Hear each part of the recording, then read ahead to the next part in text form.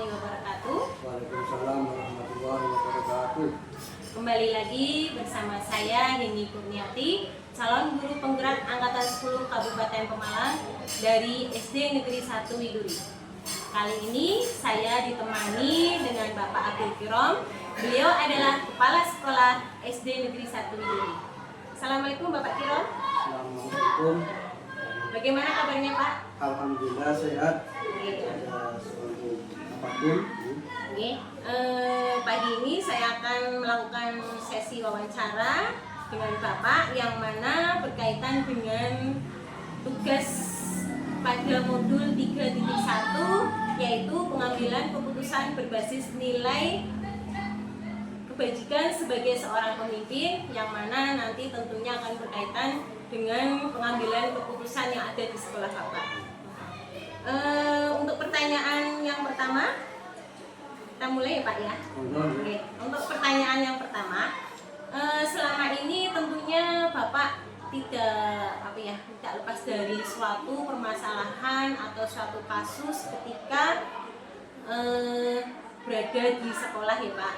Tentunya ada kasus yang mana merupakan bisa jadi itu dilema etika atau bujukan moral. Nah, kira-kira bagaimana cara Bapak untuk mengidentifikasi kasus tersebut Pak?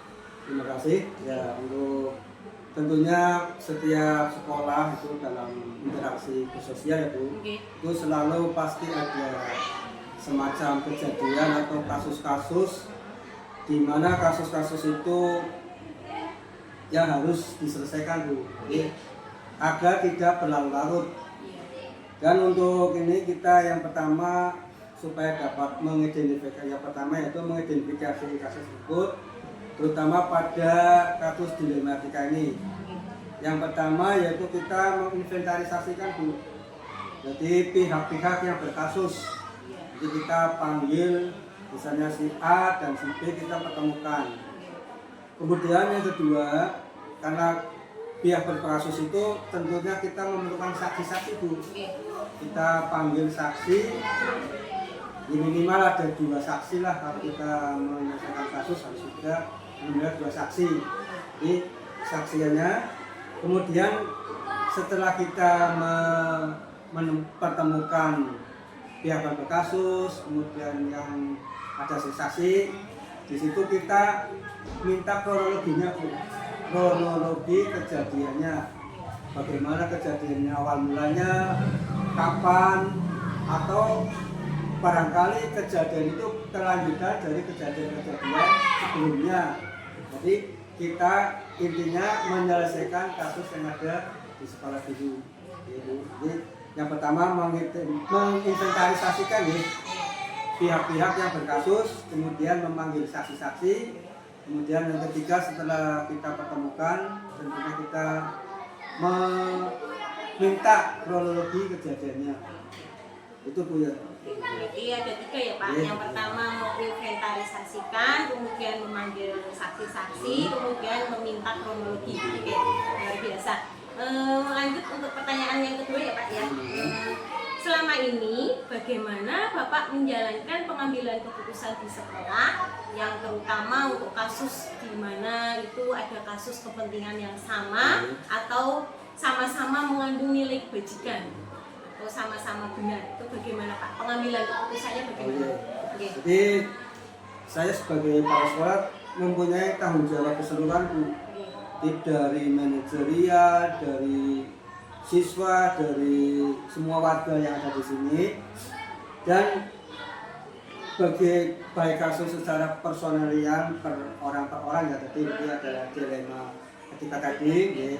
Nah, tentunya kita harus mengambil keputusan terutama dalam kasus yang benar atau yang memuat nilai benar atau nilai yang salah. Jadi kita yang pertama kita melihat regulasi yang ada Bu, artinya kita melihat aturan-aturan yang ada, undang-undang yang ada atau yang lain, kita harus membuka apakah ini masuk dalam ranah ini apa tidak.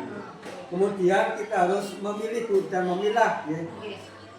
Nah, kasus ini berdampak luas atau cuma ke dalam saja, tapi kalau etika tadi kan berarti pribadi-pribadi itu yang dirugikan lah salah satu pihaknya, di mana kita harus mengambil satu keputusan agar tidak merugikan pihak yang lain.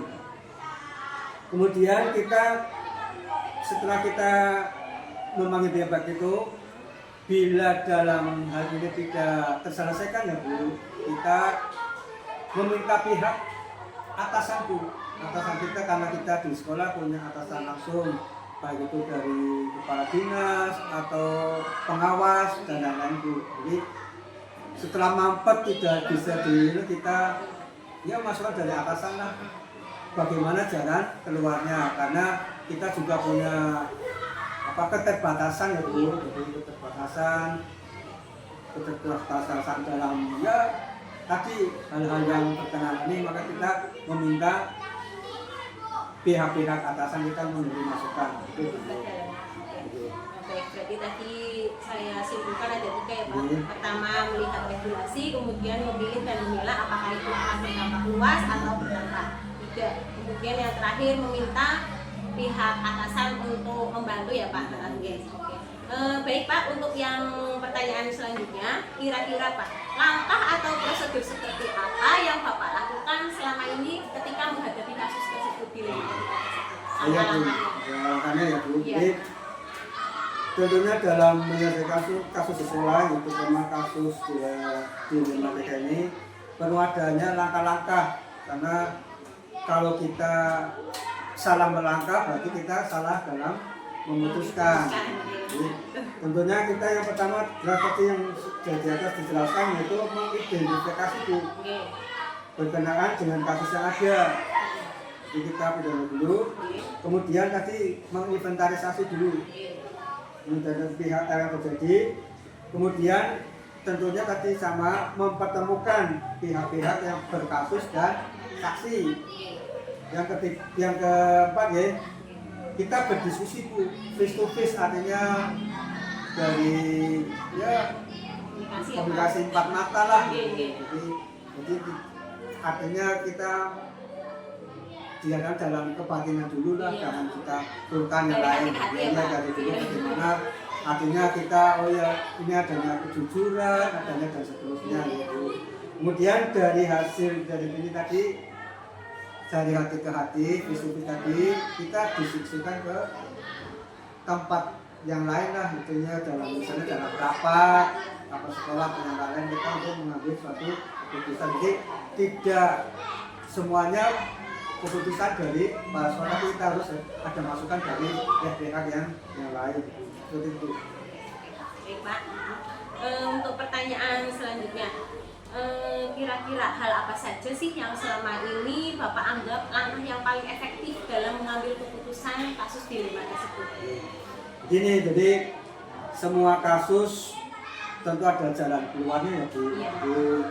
Supaya kita kasus cepat, tepat dan efektif, tidak menimbulkan gejolak yang lain. Nah, kita harus mempunyai kiat lah nih, supaya cepat efektif. Yang pertama kita perlu adanya warga sekolah Bu, di mana warga sekolah itu kita anggap mempunyai hak dan kewajiban yang sama, tidak membedakan lah, maka kita harus bersikap adil, jadi tidak berat sebelah, mempunyai hak dan kewajiban yang sama. Kemudian yang kedua, di mana pihak-pihak tertentu itu tentunya mempunyai perbedaan pendapat itu kita simpulkan, kita rangkum, di mana hal yang terbaik kita menjadikan putusan. Jadi jangan kita istilahnya satu pihak saja, kita masukkan dulu seperti ini, pendapatnya seperti ini dan seterusnya. Kemudian yang ketiga yang paling penting itu adanya ketaatan Bu, kejujuran, kemudian keikhlasan dari pihak-pihak yang terkait yang berkasus lah. Dia ada jujur, ini Pak, saya ini, berarti kan jujur. Kemudian dengan ikhlas, dia bekerja itu dengan ikhlas. Karena itu seperti itu ya. Biasa sekali. Untuk pertanyaan selanjutnya Pak, Kira-kira hal apa saja yang menurut Bapak selama ini menjadi tantangan dalam pengambilan keputusan dilema etika? Tantangannya apa? Iya. Jadi setiap kasus atau dalam penyelesaian tentu adanya tantangan dan hambatan ya Bu, yang kita harus ya kita selesaikanlah tantangannya seperti ini. Nah biasanya yang karena ini kasusnya perorangan di dilematika, jadi pada perorangan itu yang pertama ya, tidak adanya kejujuran Bu. Ya, kadang-kadang cuma menanya sendiri, oh saya ini ya, jadi tidak jujur. Kalau akhirnya kedua belah pihak akan mempertahankan egonya, oh saya yang paling benar, saya yang benar dan seterusnya. Kemudian yang kedua, tidak semua kejadian itu ada saksinya Bu, yang repot. Jadi tanahnya itu tidak ada saksinya, tidak ada yang melihat. Kemudian kejadiannya kapan kan tidak tahu. Jadi di situ harus ada saksi, minimal lagi 2, kita harus ada saksi lah. Jadi tidak tidak berat sebelah tadi. Oh ya ini saksinya, dan juga saksi itu tidak hanya satu Bu, harus lebih dari satu, karena kalau satu bisa saja melihat ke pihak yang itu. Kemudian yang ketiga, tadi kasusnya sebetulnya sudah lama terjadi Bu, dan berlanjut di sekolah, kan bisa saja kan 2 tahun yang lalu, 3 tahun yang lalu, dan kebetulan di situ dan terjadi lagi, jadi muncul api yang baru. Dan api yang baru ini kebetulan di sekolah ya. Jadi itu tadi tantangan dan hambatannya ya. Ternyata banyak ya Pak tantangannya ya. Baik, untuk pertanyaan selanjutnya, apakah Bapak memiliki sebuah jadwal tertentu atau sebuah penyelesaian kasus dilema etika ketika menghadapi kasus tersebut? Apakah Bapak menjadwalkan ataukah langsung otomatis menyelesaikannya? Kira-kira prosedur apa Pak yang Bapak lakukan? Oh ya, jadi setiap kasus kan sebetulnya tidak kita kehendaki ya Bu. Maka kita tidak menjadwalkan lah. Nah, jadi kasus-kasus ini kita selesaikan secara insidental Bu. Jadi setiap ada kasus kita selesaikan. Nah, tapi tentunya kita mempunyai rambu-rambu Bu. Rambu-rambu barangkali dalam ada masalah etika tadi kasus seperti ini kita bisa menyelesaikan dengan cara itu. Tapi untuk jadwal kemudian yang lain-lain sekarang tidak, jadi dilaksanakan secara insidental Bu. Untuk pertanyaan selanjutnya, terakhir ya Pak, pertanyaan terakhir. Kira-kira dari pembelajaran kasus dilema etika tersebut, apa Pak yang Bapak petik dari wawancara ini dilema etika? Oh ya Bu, jadi semua kejadian itu baik kasus dilema etika atau kasus yang lain tentunya ada hikmahnya Bu. Jadi dengan adanya kasus ini kita mengambil hikmahnya agar yang pertama itu bagi yang berkasus itu akan istilahnya introspeksi diri lah, tidak akan mengulangi lagi, tidak akan ya intinya tidak akan mengulangi lagi, terus menjadi pelajaran bagi yang bersangkutan, juga bagi kami pihak sekolah juga akan ya dengan melihat kasus ini, oh iya berarti memang kasus seperti ini harus diselesaikan secara insidental. Jadi intinya menjadi pelajaran bagi kami lah. Terima kasih ya Pak. Kiranya tadi pertanyaannya cukup ya Pak. Terima kasih atas waktunya Bapak. Kemudian terima kasih juga sudah mau berbagi pengalaman, berbagi sharingnya kepada saya. Semoga bisa bermanfaat ya Pak ya. Sekian wawancara pada kali ini. Mudah-mudahan tadi bisa bermanfaat. Sekali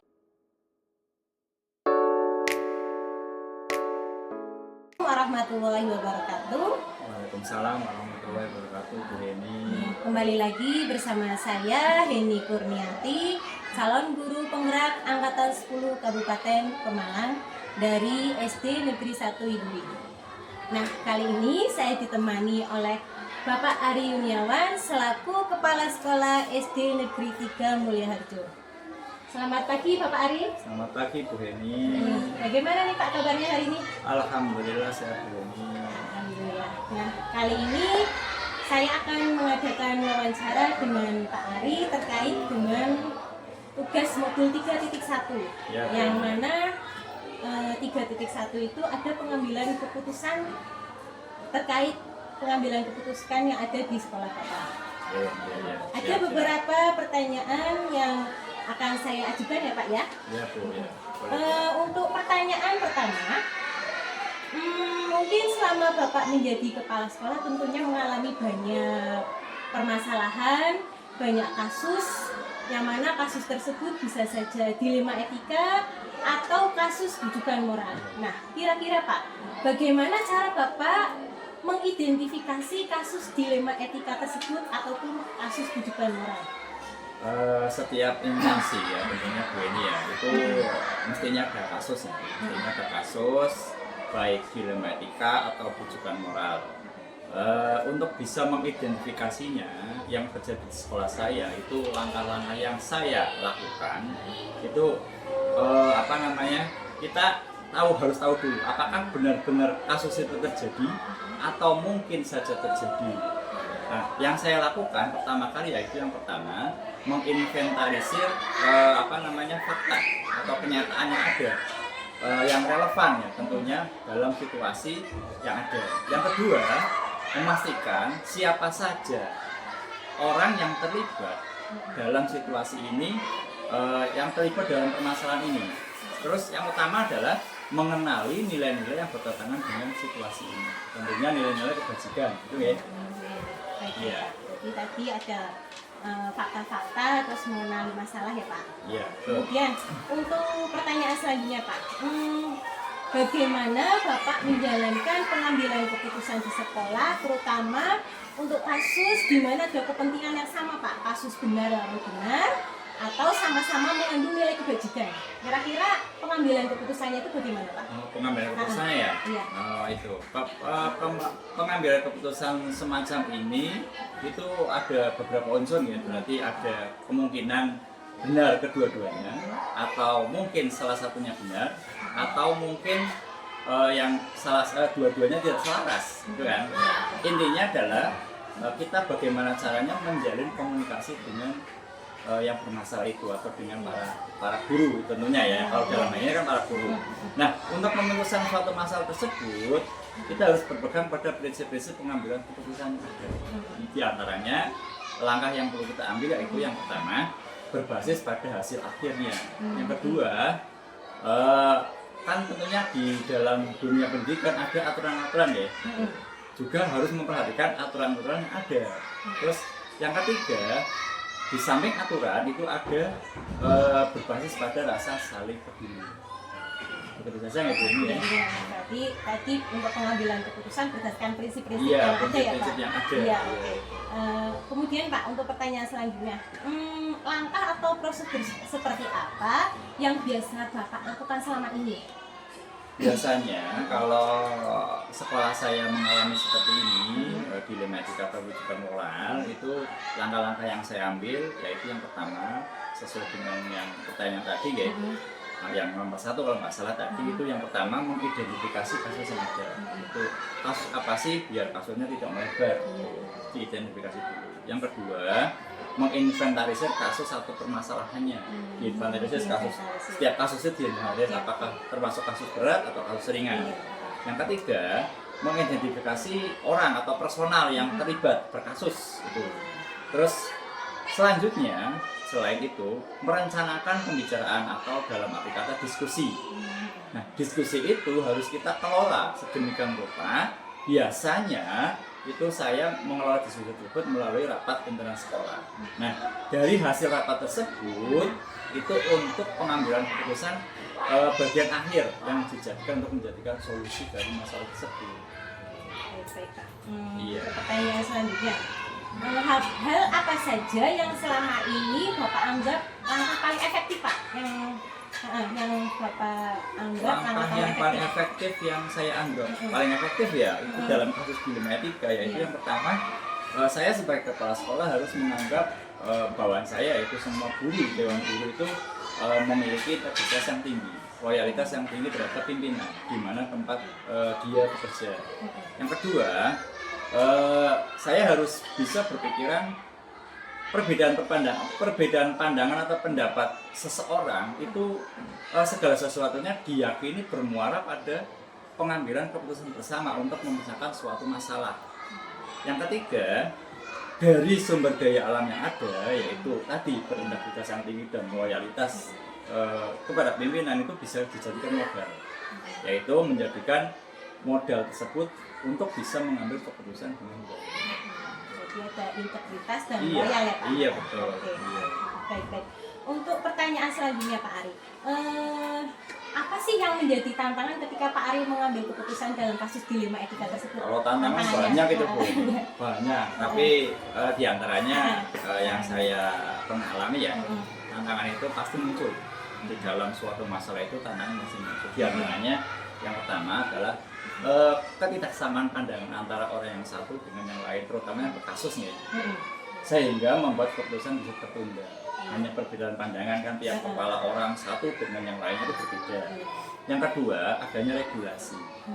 Regulasi bisa menjadi kendala. Artinya, ketika suatu keputusan diambil, padahal keputusan itu bermanfaat dan benar untuk kedua belah pihak, ya bisa terbentur oleh regulasi atau aturan yang ada, dan tidak memperbolehkan hal ini terjadi dalam mengambil keputusan itu. Berarti antara regulasi dan keputusan yang ada itu harus tidak bentrokan. Kita harus bisa memilah dan memilih. Terus selanjutnya, para pihak yang bermasalah mesti saling mempertahankan pendapatnya. Itu tantangannya seperti itu. Yang mana pendapatan mereka itu masing-masing dianggap paling benar. Itu masalahnya itu. Ada 3 masalah berarti dia tentang ketidaksamaan pandangan, regulasi, dan mempertahankan pendapatnya. Ada ketidaksamaan, regulasi, kemudian tadi satunya apa Pak? Regulasi. Setiap orang itu mempertahankan pendapatnya bahwa dia itu benar. Seperti itu ya. Iya, baik. Lanjut Pak, untuk pertanyaan selanjutnya, apabila Bapak memiliki sebuah kasus dilema etika, ketika penyelesaiannya kasus tersebut, apakah akan langsung diselesaikan, apakah dijadwalkan, kira-kira prosedurnya apa Pak? Prosedur apa yang akan Bapak lakukan? Kalau melihat kasus seperti itu, tentunya segala sesuatu kegiatan itu mesti harus punya jadwal dan planning gitu ya. Tetapi dalam hal ini untuk kasus rujukan moral dan dilema etika itu tergantung berat dan tidak beratnya kasus. Ya, kalau berat ya berarti kita harus menjadwalkan dalam menyelesaikan itu. Tapi kalau ringan bisa dipertemukan langsung dalam suatu event, itu langsung bisa terselesaikan. Oke. Jadi kepala sekolah itu tentunya harus bisa saling mengkomunikasikan dan harus bisa memberikan ruang atau memberikan mediasi untuk menyelesaikan suatu masalah. Berarti ada komunikasi yang baik antara kepala sekolah dengan guru. Oke. Untuk pertanyaan terakhir Pak, kira-kira apa yang Bapak bisa ambil dari kasus dilema etika ini, dari wawancara kita ini? Tentunya kita bisa mengambil suatu kesimpulan ya. Maksudnya ketika saya dan dengan wawancara itu, saya bisa mengambil kesimpulan bahwa segala sesuatu penyelesaian masalah baik dilema etika maupun rujukan moral itu kata kuncinya adalah komunikasi. Iya, komunikasi. Dengan komunikasi yang baik pasti akan mudah dalam memutuskan atau menyelesaikan suatu masalah. Tetapi ada aturan-aturan yang harus kita jalani, harus kita laksanakan. Itu diantaranya tidak luput dari rasa keadilan, terus rasa kepedulian, peraturan, dan untuk memperoleh hasil yang baik yang didapat. Seperti itu. Oke, baik Bapak. Terima kasih untuk pengalamannya, untuk berbagi pengalamannya pagi ini ya Pak. Sekian untuk wawancara pada kali ini, semoga bisa bermanfaat. Sekali lagi, iya Pak, sekali lagi terima kasih Pak Ari. Wassalamualaikum warahmatullahi wabarakatuh. Waalaikumsalam.